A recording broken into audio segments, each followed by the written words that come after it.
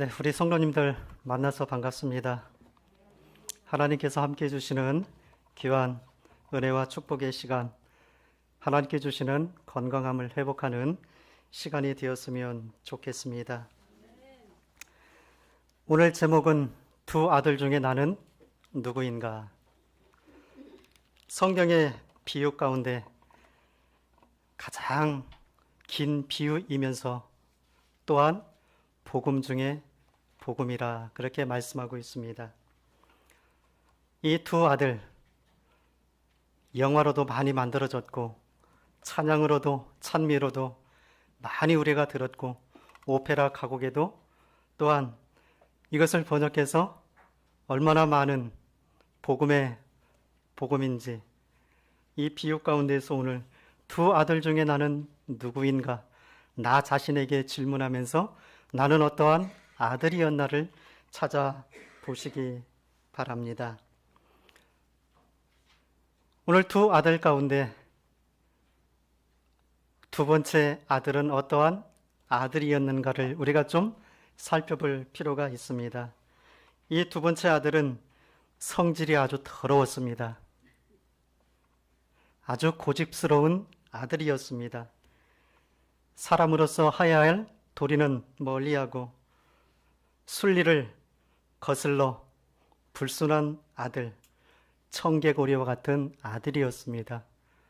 아버지에게 대들고 아버지가 하라고 하는 말씀은 거꾸로 그렇게 하면서 살아가는 아들.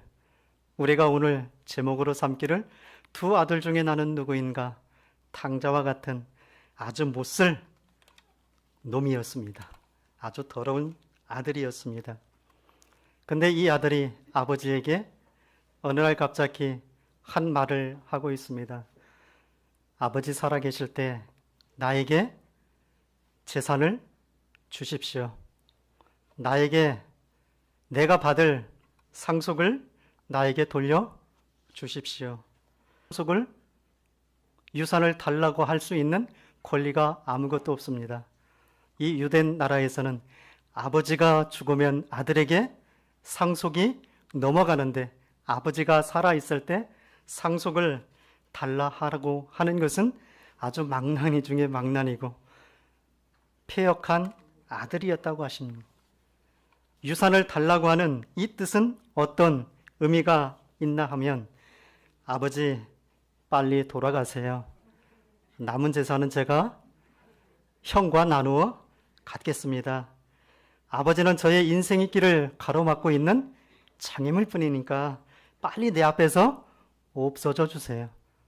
상속을 달라고 하는 것은 이런 뜻, 이런 의미가 있기 때문에 부모에게 달라고 했다고 하는 것은 이 작은 아들의 성격이 어떤 것을 우리가 이해할 수가 있겠습니다. 아버지와 함께하는 것이 나는 정말 지쳤습니다. 내가 하고자 하는 모든 일들에 대해서 간섭하고 나의 앞길을 막고 나는 이제 진절머리가 났으니까 아버지 제발 제 앞에서 없어져 주세요. 죽어주세요. 이런 폐역한 망나니와 같은 아들이었다고 하는 것입니다. 사랑하는 아버지와 함께 살아면서 내가 살아온 이 젊은 날의 인생이 나는 참 불행합니다. 나는 행복하지가 않았습니다. 나는 후회합니다. 아버지 제발 저에게 재산을 나눠주고 내 눈앞에서 꺼져 주시옵소서. 얼마나 망나니와 같은 아들이었습니까? 근데 아버지는 그 말씀을 들었을 때 아버지로서의 모멸감과 수치와 마음의 크나큰 상처를 받았다고 하는 것입니다. 얼마나 아버지의 마음에 상처를 준 못된 아들이었습니까? 이런 아들은 성경 속에서 어떤 아들로 대표될까요? 부모의 말씀에 거역하고 상처를 주고 못되게 구는 이런 청개구리 망나니와 같은 아들은 돌로 쳐서 죽이는 것이 유대 나라의 법이었다고 하는 것입니다. 우리나라의 시골 동네에도 무서운 법들이 있습니다. 어느 한 둘째 아들처럼 이러한 망나니가 있을 때 동네 문중이나 동네 마을 사람들이 이 악한 아들을 잡아다가 난동을 피우고 무지막지하게 아주 죄악을 범하는 그런 아들이 있으면 시골에서는 그 아들을 문중 해유를 열고 마을에서 해유를 열고 잡아다가 멍석으로 둘둘 말아서 멍석말이라고 그래요. 가마니를 뒤집어 씌우거나, 그러면서 마을 사람들, 친척들이 아주 혼내게 죽을 만큼 패서 정신을 번쩍 들게 하는 게 우리나라에 뭐가 있었다고요? 멍석말이라고 했습니다. 죽을 때까지 패는 것입니다. 정신 차리게 패는 것입니다. 우리나라도 이 나라의 법보다 마을의 법, 문중의 법이 더 무서웠다고 하는 것입니다. 이 나라 유대 땅에도 이런 아들에게는 어떻게 사형을 처하라? 돌로 쳐 죽여라. 근데 이 아버지는 이 아들의 소리를 듣고서 오래오래 참으시는 것입니다. 이 아버지의 집은 어떤 집이었을까요? 품꾼도 많이 있었고 종들도 많이 있었고, 이 아들이 탕자가 되어서 먼 나라로 갔다 거지가 되어서 돌아왔을 때 살찐 송아지도 잡고 손에 금가락지도 끼워주고 신발에 맨발로 돌아왔을 때 신을 신겨주고, 우리가 역사를 거슬러 돌아가 2000년 전으로 돌아가시기 바랍니다. 우리나라에 100년 전만 하더라도 신발이 없었어요. 2000년 전에 신발이라고 하는 것은 아주 귀한 겁니다. 아주 잘 사는 집안에만 신발을 신는 거예요. 우리가 너무나 물질 문명에 지금 흔한 시기에, 평화로운 시기에 살기 때문에 하나님의 말씀을 읽어 내려갈 때 이 신발이 뭐 그리 대단한가, 옷이 뭐 그리 대단한가, 너무나 흔해 빠진 거예요. 근데 100년 전만 하더라도 우리 어른들 어떻게 해요? 옷이 없었어요. 신발이 없었어요. 굶주려 가서 죽을 그런 일들만 우리의 역사인 것입니다. 근데 이 아버지는 아들이 그런 말을 한다 할지라도, 욕을 먹는다 할지라도 꿋꿋이 참아온 아버지였습니다. 침묵으로 일관한 아버지였다고 하는 것입니다.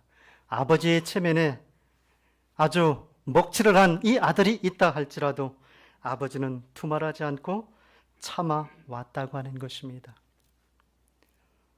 이 재산을 나눠 달라고 하는 것은 소유권을 나에게 달라고 하는 것입니다. 근데 이 당시의 문화는 내가 너에게 소유권을 주더라도 이 재산을 처분하지 말라고 하는 거예요. 처분권은 절대 주지 않았습니다. 우리가 생각할 때는 좀 틀리겠죠? 이 유대 땅에는 이 아들이 달라고 했을 때 아버지는 이 아들에게 뭘 줬어요? 재산을 각각, 큰아들과 작은 아들에게 각각 나누어 줬지만 그 소유권을 남겨준 거예요. 근데 그 재산을 다 팔으라고 처분권은 남겨주지 않았다고 하는 것입니다. 근데 이 아들은 며칠이 못 돼요. 얼마나 빠르게 아버지가 나눠준 재산, 토지도 있었을 테고 집에 기르는 양과 소들도 아마 많이 있을 것입니다. 얼마나 빨리 이 재산들을 다른 사람에게 팔아 넘겼는지, 며칠이 못 되어서 다 정리하고 현금화를 만들었어요. 뭐 금덩어리를 샀는지 모르겠어요. 그렇게 하면서 이제 이 아들은 먼 나라로 떠났다고 하는 것입니다. 두 번 다시 내 얼굴에, 내 눈에 아버지를 내가 쳐다보지 않겠다. 이제 아버지하고 나하고는 끝났습니다. 절대 내가 보지 않고 집으로 돌아오지 않겠다고 하는 그런 의미가 있는 것입니다. 얼마나 둘째 아들이 악한 아들이었습니까? 그렇게 짧은 시간 안에 모든 재산을 정리하며 이제 폐륜 중에 폐륜은 이 아들은 멀리 떠나갔습니다. 돌아올 수 없는 길을 간 것입니다. 먼 나라로 도망을 간 것입니다. 작은 아들에게만 유산을 준 것이 아니었습니다. 큰 아들에게도 재산을 주었습니다. 두 아들 가운데 큰 아들은 작은 아들의 2배의 몫을 받았다고 하는 것입니다. 큰 아들은 참 많은 것을 받고 작은 아들은 그 절반을 받았기 때문에 평생을 쓰고도 남을 만큼 어마어마한 큰 돈을, 큰 재산들을 이 두 아들에게는 아버지가 나누어 주었다고 하는 것입니다.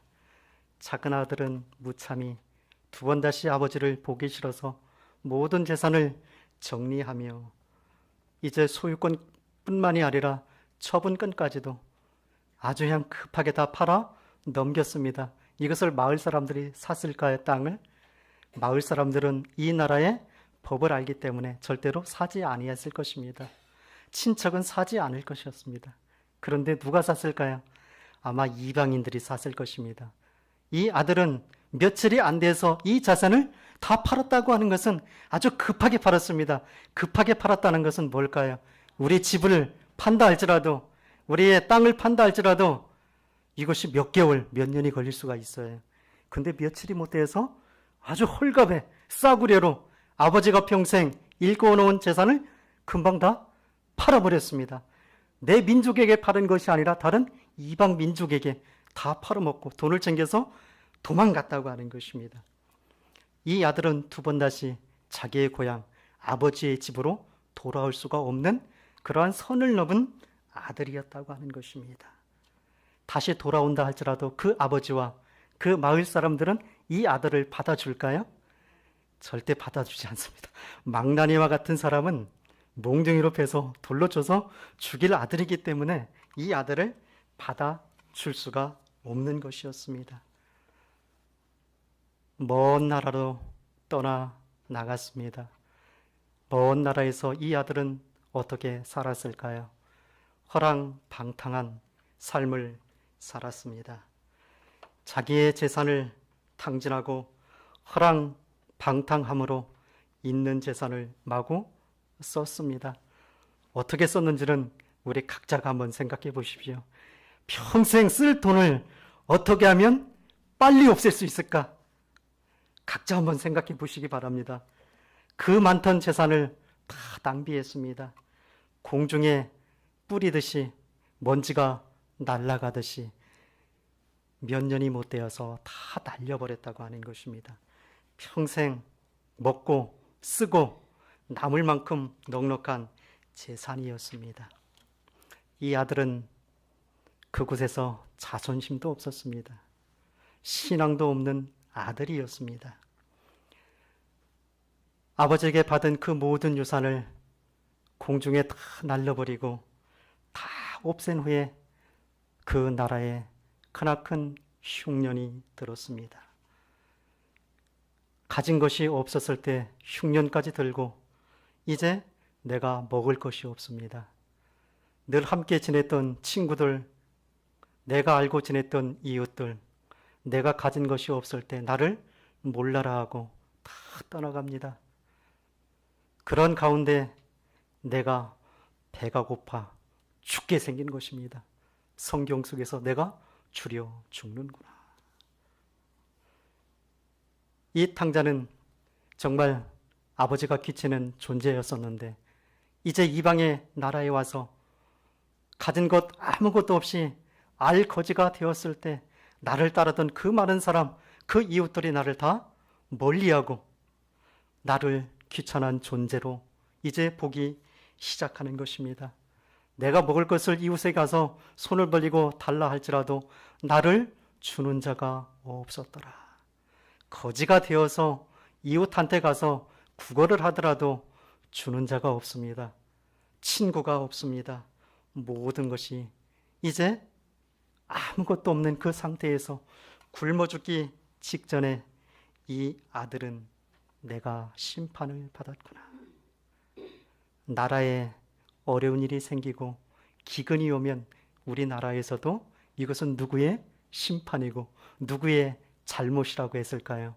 나라님이 잘못해서, 정치를 잘못해서 기근이 들고 나라에 전쟁이 일어나면 위에 있는 사람들이 잘못해서 이러한 심판이 이르러 오는구나. 이 당시에도 이렇게 생각하고 있었다고 하는 것입니다. 이 기근은 단순한 가뭄이 아니었어요. 하나님의 심판이었다고 하는 것입니다. 이 방탕한 나라에 이 아들을 깨우치기 위해서 하나님께서 섭리 가운데 간여한 비유 가운데 나오는 말씀이었다고 하는 것입니다. 이 아들은 이제 아버지에 있었을 때 아버지가 귀찮아하고 또 아버지에게 대들고 따졌던 귀찮은 존재가 아버지였다면 이제 먼 나라에서 모든 것이 다 떨어지고 굶주린 기아 상태에서 이방인들에게 왕따를 당하는 불쌍한 둘째 아들이었다고 하는 것입니다. 그 나라에서 이 아들이 가까이 와서 무엇인가 구걸했을 때 굶어 죽기 직전이라도 굶어 죽게 누군가의 손을 펼쳐주지 않았다고 하는 것입니다. 그런데 어느 한 사람이 너무나 불쌍했는지 이 아들에게 말을 걸기 시작하는 것입니다. 너 우리 집에 와서 돼지 한번 쳐볼래? 그런데 월급은 없어. 먹을 것도 못 줘. 네가 알아서 해결해야 돼. 이 아들을 어느 마을에서 뭘로 갖다 쓰려고 하는 거예요? 너는 우리 집에 와서 종살이 한번 해볼래? 근데 너에게는 줄 것이 아무것도 없어. 먹여주지도 않고. 근데 돼지는 잘 돌봐야 돼. 이런 말을 하는 것입니다. 그런데 이 둘째 아들은 자존심도 구겨가면서 그 돼지랑 함께 생활을 하는 것입니다. 유대인들이 돼지를 친다고 하는 것은 부정한 거였습니다. 먹지도 않았습니다. 기르지도 않았습니다. 만지지도 않았습니다. 근데 이 둘째 아들은 자존심까지 버려가면서 이 돼지한테 가면 내가 뭔가 조금 먹을 것이 있을까? 생존을 위해서 먹을 것도 안 주고 노예로서의 너 우리 집에 와 일할래? 그런데도 자기 스스로 모든 것을 낮추고 거지의 모양으로 갔다고 하는 것입니다. 돼지는 어떠한 상징입니까? 성경 속의 돼지는 귀신들의 거처입니다. 돼지 먹이를 주는 자, 돼지를 치는 자는 하나님의 저주를 받을 자라고 이렇게 속담에도 있습니다. 이스라엘 어린 아이들에게 한번 마귀 좀 그려볼래? 마귀가 어떻게 생겼을까? 우리나라 아이들한테 마귀를 그려보라 그러면 사람 몸처럼 흉악하게 그려놓으니까 머리에 뿔떼기가 있어요. 근데 이스라엘 백성들에게 마귀 한번 그려보려고 그러면 어떤 그림을 그릴 것 같아요? 돼지를 그려요. 돼지는 귀신의 처소이기 때문에 그렇게 마음속에 딱 귀신, 마귀는 돼지다. 돼지는 그렇게 우리에게 해로운 존재다. 근데 지금 이 이방인이 이 둘째 아들에게 너 우리 집에 와서 돼지 한번 쳐볼래? 그 뜻은 어떤 뜻이었다고요? 빨리 꺼져 이놈아. 너 보기도 싫어. 이방 놈이 와가지고 우리나라에 와서 사는 거 너 보기도 싫으니까 빨리 꺼져. 그런 뜻이 있다고 하는 것입니다. 너 보기도 싫으니까 우리 마을에서 우리나라에서 빨리 내 고향으로 돌아가. 그런 뜻이 있었습니다. 근데 이 둘째 아들은 어떠한 마음을 먹고 있어요? 성경 속에 재미있는 표현이 있습니다. 착 달라붙어. 떠나라고 하도 보기 싫다고 하도 자존심을 상하게 한다 할지라도 그냥 붙여서 사는 거예요. 딱 붙어서 떨어지지도 않고 사는 이 둘째 아들이 얼마나 가련한 아들이었을까요? 이 아들은 아버지의 체면을 망가뜨리고 마을 사람들에게서 욕을 먹이고 곤란하게 했던 아들이었습니다. 마을이나 교회에서 이러한 둘째 아들이 있을까요? 있기 때문에 이런 비유가 나왔을 것입니다. 페루나였습니다. 그러나 아버지는 이 아들에게 단호하게 안 돼. 정신을 들도록 매질을 하지 아니했습니다. 하자고 하는 대로 침묵 가운데에서 모든 걸 다 내어 주었다고 하는 것입니다. 순순히 요구 조건들을 다 아들들에게 나누어 주었다고 하는 것입니다. 이 아들은 내가 아버지에게 받을 상속 재산을 받을 권리를 당당하게 주장했다고 하는 것입니다. 아버지의 체면은 아랑곳하지 않았습니다. 아버지의 모멸감, 아버지가 당하는 그 마음 깊숙한 아픔을 헤아리지 않았다고 하는 것입니다. 굶어서 죽어가는 오고 갈 데 없는 이제 이 아들은 이방인에서도 왕따를 당했고 고향을 떠나올 때도 다시 돌아갈 수 없는 그러한 아들이었습니다. 고향을 찾아간다 할지라도 고향에서 이 아들을 절대 받아주지 않습니다. 돌아오면 마을 사람들이 이 흉악한 아들을 어떻게 해요? 아마 멍석말이 할 것 같아요. 돌을 가지고 쳐 죽일 것 같아요. 갈 수도 오고 갈 데도 없는 아주 곤란한 상황 가운데 이 아들이 처해 있다고 하는 것입니다. 이런 아들을 가리켜서 우리는 어떤 아들이라고 부르면 좋을까요? 이 세상에 태어나지 않았으면 좋은 아들이었을까요? 맞는가요? 성경은 죽었던 아들이라고 합니다. 이 아들을 가리켜서 아버지는 죽었던 아들, 차라리 이 땅에 태어나지 않았으면 좋았을 뻔한 아들. 왜 이렇게 사니? 차라리 죽어버려라. 내가 너 때문에 먼저 죽겠다. 이런 죽었던 아들이었습니다. 아주 못쓸 아들이었습니다. 그런데 이 아들은 스스로 생각합니다. 소유를 다 공중에 날려버린 후에 거지가 되어서 먹을 것이 없어서 돼지가 먹는 뭘 먹기 시작하는 거예요? 쥐엄 열매라도 먹을 수 있으면 좋겠다고 하는데 그 쥐엄 열매까지도 얻어먹지 못한다고 하는 것입니다. 우리 어렸을 때 시골에 살면 강낭콩도 있고 팥도 있고 뭐 완두콩도 있고 그 꼬투리를 어떻게 해? 껍질을 까죠? 우리는 완두콩, 팥, 강낭콩을 맛있게 먹잖아요. 근데 그 껍질은 연한 것은 누가 먹어요? 소다 먹고 돼지를 주면 얼마나 잘 씹어 먹든지.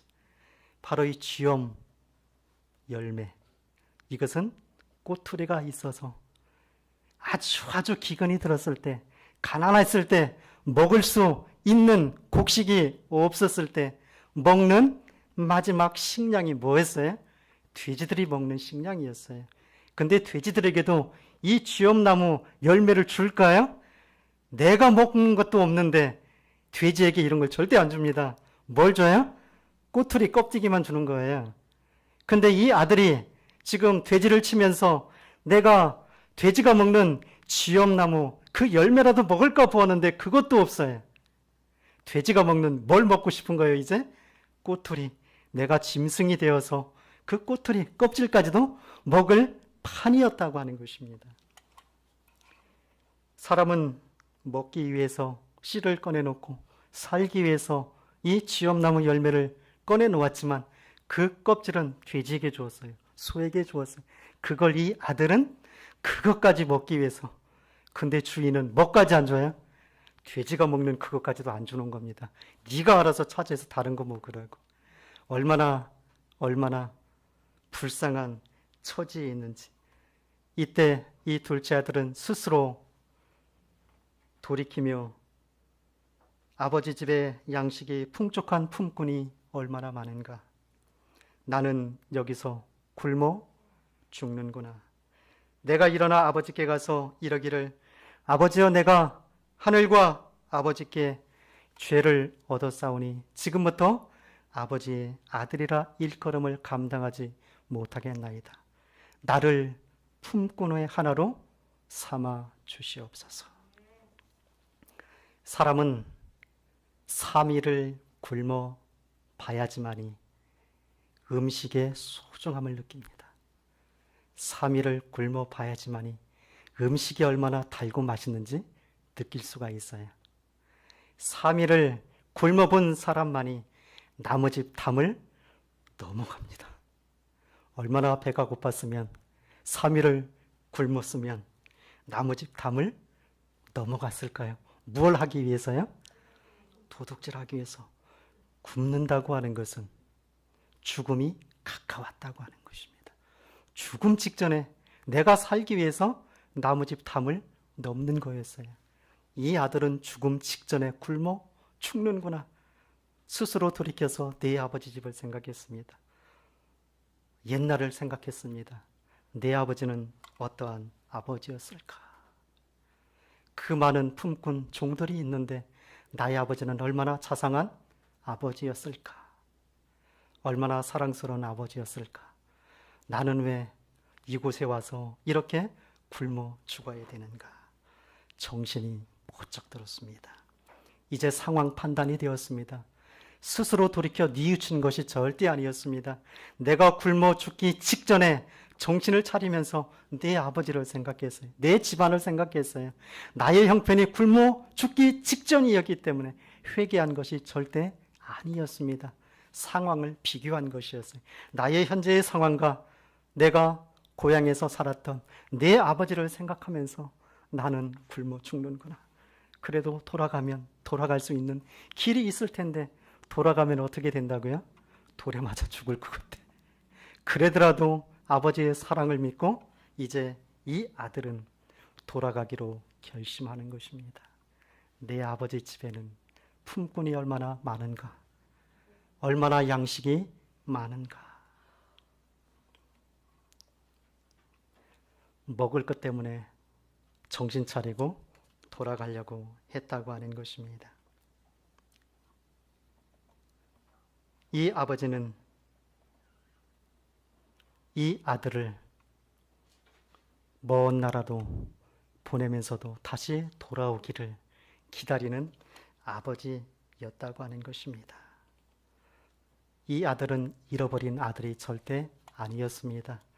아버지는 이 아들이 돌아오기만을 기다렸던 아버지였다고 하는 것입니다.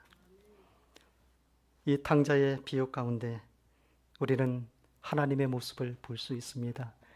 아무리 망나니로 대들고 욕을 하고 얼굴에 먹칠을 한다 할지라도 이 아버지는 침묵으로 일궈나면서 회개하기를 바라는 오래 참는 하나님이었다고 하는 것입니다. 근데 이 아들은 이기심에서 굶주려 죽는 그러한 처지 가운데에서 아버지 집을 생각해 냈다고 하는 것입니다. 이 아들은 그러한 가운데서 비굴하게 돼지를 치면서 그냥 붙어 있는 것이 아니라 탁 달라붙어서 자기의 자존심까지 구겨가면서 가장 낮은 형편 가운데 처하면서 거기에서 붙여 살았다고 하는 것입니다. 집으로 돌아갈 수 있는 공동체가 아니었습니다. 근데 아버지는 어떠한 마음이었다고요? 누가복음 15장에 나오는 이 두 아들, 나는 누구인가? 두 아들 가운데 나는 누구인가가 오늘의 주인공이 절대 아닙니다. 집안에서 집 나간 아들을 기다리는 아버지가 주인공이라고 하는 것입니다. 오늘 우리는 이 아버지의 마음을 이해할 수 있어야 되는 것입니다. 아버지는 아들에 대해서 무관심한 아버지가 절대 아니었습니다. 오래 참는 아버지, 기다리는 아버지였다고 하는 것입니다. 이 탕자가 맨 땅바닥, 밑바닥까지 갔다 할지라도 이 아들이 돌아오는 것을 알아보는 아버지였다고 하는 것입니다. 기다리는 이 아버지가 어느 날 집안에서 마루에서 멀리 앞을 마을의 어귀를 바라보고 있었습니다. 그런데 누군가 쭈삣쭈삣하면서 형생이 진짜 알거지가 되고 신발을 신지 않았던 누군가가 걸어오고 있었습니다. 아버지는 그 아들을 알아보았다고 하는 것입니다.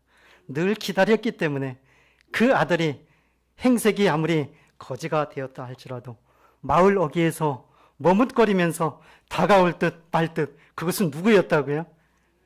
자기의 잃어버렸던 둘째 아들인 것을 마음으로 느꼈다고 하는 것입니다. 그래서 이 아버지는 마을의 어귀에까지 걸어갔을까요? 뛰어갔을까요? 달려갔을까요? 성경은 뛰어갔다고 합니다. 달려갔다고 하는 것입니다. 아버지가 그 당시 명예가 있고 존경심 받고 부자인 이 아버지가 뛰어갔다고 하는 것은 자기 자신을 어떻게 해요? 체면에 손상해 가는 일입니다. 어느 마을에서도 존경받는 사람이, 나이가 드신 사람이 뛰어간다고 하면 왜 뛰어가지? 저 노인네가 참 이상하네. 어떻게 해? 이상한 눈으로 바라보는 것입니다. 유대 땅에서 목사님께서 교회를 운영하시는데 이 목사님이 어느 날 급한 일이 있어서 어떻게 해요? 조금 뛰어갔습니다. 그러니까 그것을 보시고 그 유대인들이 뭐라고 그랬을 것 같아요? 당신은 목회자로서의 자격이 없습니다. 짐 싸서 나가세요. 절대 뛰는 법이 없습니다. 자기의 자존심, 존경하고 명예가 있는 사람은 뛰지가 않습니다. 근데 이 아버지는 먼 데 있는 아들을 보면서 자기의 체면을 손상시키면서 뛰기 시작합니다. 뛰는 게 간단치가 않았습니다. 이 부잣집이 아버지는 옷을 입었는데 어떤 옷을 입었을까요? 통으로 된 긴 옷을 입었습니다. 그래서 뛰려고 하면 어떻게 뛰어야 되는 거예요? 한 손을 옷을 걷어 올리고 다리가 보이게끔 뛰는 것은 이 아버지로서의 체면이 다 구기는 일인 것입니다. 다리를 들어 올리고 얼마나 빨리 뛰는지, 이상하네. 우리 주인이 지금 누군가 왜 급해서 저렇게 달려나갈까? 집에 있던 또 누구도 같이 뛸 것 같아요. 종들도 같이 뜁니다. 품꾼도 같이 뜁니다. 마을 어귀에 있는 데까지 집안에 있는 모든 사람이 아버지를 따라서 달리기 시작합니다. 달려서 아들을 만났습니다. 아버지는 그 아들을 껴안습니다. 냄새나고 더럽고 가치 없는 아들이었지만, 타락한 아들이었지만 품에 안아주시는 아버지였다고 하는 것입니다. 뛰는 것은 체면을 상했지만 아들을 구원하기 위해서, 아들을 화해하기 위해서 달려 나아갔다고 하는 것입니다. 아버지의 명예를, 존엄을 포기하고 아마 맨발로 달려 나갔을 것 같아요. 제 생각은. 그렇게 힘차게 뛰며 달려 나갔다고 하는 것입니다. 여기서 우리는 이 아버지의 모습이 하나님의 모습이었다고 하는 것입니다. 죽음을 내버리고 이 땅까지 찾아오신 하나님의 마음이었다고 하는 것입니다. 뛴다고 하는 것은 종들도 함께 뛰었고 품꾼도 함께 뛰었고, 다른 사람이, 마을 사람들이 내 아들을 알아보기 전에 내가 먼저 아들에게 달려나가서 감싸주고 포옹하면서 어떤 이야기를 했을 것 같아요. 우리 같으면 이놈의 새끼, 욕하면 안 되죠. 왜 왔어? 이렇게 거지가 되어서 오지를 말지, 죽어버리지. 근데 아버지는 어떻게 했다고요? 가서 감싸주고 어깨를 토닥거려주면서, 얘야 참 철았다. 내가 살아 돌아왔으니 참 철았다. 이것이 바로 아버지의 마음인 것입니다. 이 아들이 스스로 돌이켜서 집에 온다고 하는 것은 회개했기 때문에 돌아온 것이 절대 아니었습니다. 굶어 죽을까 봐 거지가 되었지만 살기 위해서 아버지 집에 돌아왔다고 하는 것입니다. 진정으로 회개가 이루어진 것은 아버지가 맨발을 벗고 달려나가서 그 아들을 아내 품으로 안았을 때 거기서 진정한 회개가 이루어졌다고 하는 것입니다. 아버지가 맞아주었고 품어주었을 때 이 아들에게는 구원이 이르러 왔다고 하는 것입니다.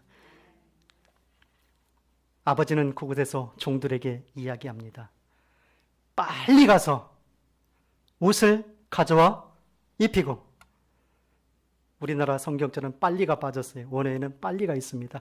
빨리 가서 옷을 가져오고, 빨리 가서 뭘 갖고 오라?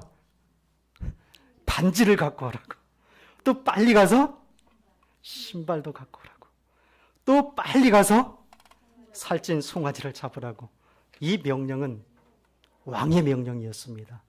아주 급하게 이야기하는 명령이었습니다. 아버지는 마을 사람들이 이 아들의 형색을 보면 절대 안 되었습니다. 이 아들이 거짓골로, 망나니꼴로 이런 모습을 보면 절대 안 되었기 때문에 자기와 함께 있던, 달려나갔던 종들에게 빨리 가서 옷을 갖고 오라고 하는 것입니다. 그것도 아주 좋은 옷. 아버지가 옷을 입힙니다. 반지를 끼워줍니다. 신을 신깁니다. 그리고 집에 돌아왔다고 하는 것입니다. 아버지의 품 안에서 작은 아들과 화해가 이루어졌다고 하는 것입니다. 이것이 아버지의 사랑이었고 아버지의 다함없는 은혜였다고 하는 것입니다. 지칠 줄 모르는 은혜였다고 하는 것입니다. 우리의 아버지의 품을 다시 한번 생각해 보시기 바랍니다. 그런데 이 잔치가 열렸습니다. 잔치가 열렸을 때 큰아들이 돌아옵니다. 종을 불러서 물어봅니다. 당신이 아버지가 건강한 자를 그를 다시 맞아들이게 됨으로 인하여 살찐 송아지를 잡았나이다. 작은 아들이 돌아왔는데 건강하게 돌아왔다네요. 진짜 건강하게 돌아왔을까요? 성경이 거짓말하고 있나요? 우리가 읽을 때 잘 생각하면서 읽어보시기 바랍니다. 성경은 지금 그렇게 얘기해서 당신의 아버지가 건강한 그를 다시 맞아들이게 됨으로 살찐 송아지를 잡았습니다. 제가 볼 때는 건강한 아들이 절대 아닙니다. 외국에 나가서 돼지를 치면서 수모를 당하면서 굶어 죽어가면서 자기 아버지로 돌아왔기 때문에 몸은 어떻게 됐다고요? 만신창이 무슨 뜻인지 잘 모르겠습니다. 얼마나 몸이 상했는지, 신발도 신지 못해서 얼마나 발이 부러졌는지, 헛나라에서 돌아왔기 때문에 옷은 아마 거지 중에 아주 누더기 옷을 입었을 것입니다. 이 건강한 몸이라고 하는 것은 아버지가 이 아들에게 해줄 수 있는 가장 평안한 마음으로, 완전한 마음으로 이 아들을 대해 주었다고 하는 것입니다. 아버지가 해줄 수 있는 모든 것을 다 포근하게 감싸 주었다. 편안한 마음이 되게 해 주었다. 그런 의미가 있습니다. 완전한 평안을 아버지가 이 아들에게 주었다고 하는 것입니다. 잔치가 열렸습니다. 아버지는 이 아들에게 모든 것을 다 내어주고 잔치를 벌였습니다. 송아지를 잡았습니다. 잔치가 열렸을 때 송아지를 잡는 것은 큰 잔치예요. 송아지 한 마리를 잡으면 몇 명이 먹을 수 있을까요? 우리 시골에서 돼지 200근짜리 한 명을 잡으면 한 500명 먹을까요? 근데 송아지는 더 크겠죠? 그럼 500명 이상의 마을 큰 잔치를 벌였다고 하는 것입니다. 첫째 아들이 돌아왔습니다. 밭에서 일을 하다가 돌아왔습니다. 아들이 묻습니다. 지금 집에서 들리는 소리는 풍악소리예요. 기뻐서 춤추는 소리, 노래소리, 지금으로 말하면 밴드를 초청해서 가수들을 초청해서 얼마나 신나게 춤을 추며 노래하며 놀고 기뻐하는지 거기에 모였던 모든 마을 사람이 다 잔치에 참여해서 기뻐하고 있는 것입니다. 단 한 사람만 빼놓고 그 한 사람은 누구였을까요? 큰아들이었어요. 큰아들은 밭에 나갔다가 늦지막히 돌아와서 그런 소리를 듣고 아주 화를 내기 시작합니다. 분을 이기지 못하는 것입니다. 내가 아버지 집에 아버지와 함께 아버지를 섬겼거늘 아버지의 명령을 거역하지 않고 아버지의 말씀을 따랐거든 나에게는 염소 새끼 한 마리 없었는데 아버지가 남겨준 모든 재산을 아주 나쁜 쪽에 다 쓴 이 아들에게는 송아지를 잡아주다니 아주 분풀이를 얼마나 합니까? 그 안에 모두가 기뻐서 뛰며 노래 부르고 있는데 이 아들은 대문 앞에서 아버지에게 큰 소리로 욕을 하고 있는 것입니다. 아버지는 나에게 해준 게 뭐가 있냐고. 이 창기와 함께 바람피고 몹쓸 탁한 놈은 이렇게 소를 잡아주고 나는 염소 새끼 잡아주지 않은 것이 아버지냐고. 또 이 큰아들이 누구한테 대들기 시작하는 거예요? 아버지에게 대들기 시작합니다. 첫째 아들이나 둘째 아들이나 제가 볼 때는 아주 못쓸 놈들입니다. 큰 놈은 더 못쓸 놈이에요. 잔치가 벌어진 그 상황에서 모두가 다 기분 좋게 마을 사람들이 전체가 모여서 아버지의 그 사랑을 존경하며 잔치에 참여하는데 이 뿔떼기가 났다고 첫째 아들은 아버지한테 대들기를 시작하는 것입니다. 아버지가 이 아들에게 어떤 이야기를 했을까요? 얘야, 너는 항상 나와 함께 있으니 내 것이 다 내 것이다. 이 큰아들에게는 재산을 얼마를 주었다고요? 작은 아들의 2배를 주었다고 하는 것입니다. 그것도 양이 안 차갖고 송아지 한 마리 잡았다고 그렇게 분풀이를 하는 겁니다. 아버지한테. 얼마나 막대먹은 큰아들입니까?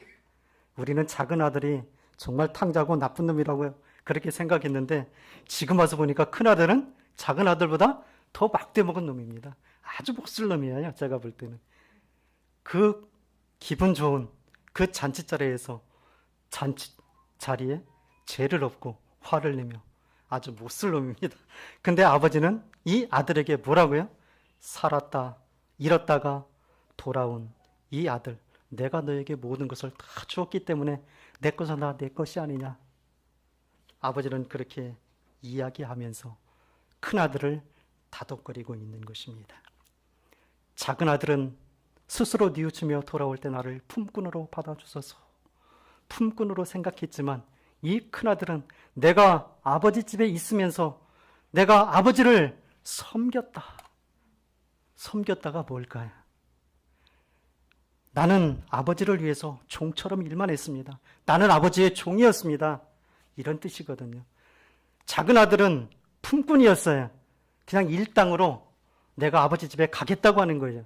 하루에 일당을 얼마를 벌어서 내가 아버지 집에 들어가 살지는 못하지만 내가 일당쟁이를 해가지고 아버지 집에서 품꾼 노릇을 하면서 내가 그동안에 아버지가 해왔던 그 많은 빚들을 내가 진 빚을 아버지 집에서 갚아주겠습니다. 그런 뜻이었는데 이 첫째 아들은 내가 아버지 집에서 아버지를 섬겼다고 나는 종처럼 아버지 집에서 일만 했습니다.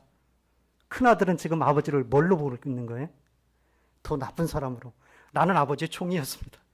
참이 버릇없는 큰아들이었다고 하는 것입니다. 우리가 여기서 생각할 때 큰아들은 더 둘째 아들보다 악한 아들이었습니다. 너무나 악한 아들이었습니다.